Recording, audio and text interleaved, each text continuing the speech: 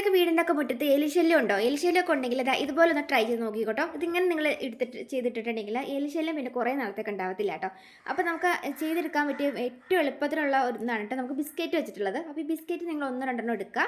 അതിനുശേഷം നിങ്ങൾക്ക് എത്ര എണ്ണമാണ് പാരസെറ്റാമോളിൽ നിങ്ങൾക്ക് 2 3 നിങ്ങൾക്ക് വേണമെങ്കിൽ എടുക്കാം കേട്ടോ. അപ്പം കൂടുതൽ എടുക്കുന്നതിനനുസരിച്ചിട്ട് എലി ചത്തുപോകും. അപ്പോൾ എലിനെ കൊല്ലണ്ട, നമുക്ക് എലിയുടെയൊക്കെ വയറിന് അസ്വസ്ഥ ഉണ്ടാക്കാം എന്നുള്ള അങ്ങനെ ഒരു ഇത് മാത്രമേ ഉള്ളൂ എന്നുണ്ടെങ്കിൽ നിങ്ങൾക്ക് ഒന്നോ രണ്ടോ പാരസെറ്റാമോൾ പൊടിച്ച് അതിനകത്തേക്ക് ഇട്ട് കൊടുത്തിട്ട് ബോൾസ് ആക്കിയതിന് ശേഷം നമുക്ക് ആ ഒരു എലിപ്പൊത്തിയിലേക്ക് വെച്ച് കൊടുത്തിട്ടുണ്ടെങ്കിൽ എലി അത് കഴിക്കുകയും ചെയ്യും, എലിയുടെ വയറിന് അസ്വസ്ഥ ഉണ്ടാക്കുകയും ചെയ്യും കേട്ടോ. അപ്പോൾ അതുകൊണ്ട് തന്നെ എലിയുടെ വയറിന് അസ്വസ്ഥ ഉണ്ടാക്കി ആ ഒരു പരിസരത്തേക്ക് പിന്നെ എലി കുറേ നാളത്തേക്ക് അങ്ങനെ വരത്തില്ല. ഇനി നമുക്ക് രണ്ടാമത് ചെയ്തെടുക്കാൻ പറ്റിയതെന്ന് പറയുന്നത് നമുക്ക് ഹാർപ്പിക്ക് വെച്ചിട്ടാണ് കേട്ടോ.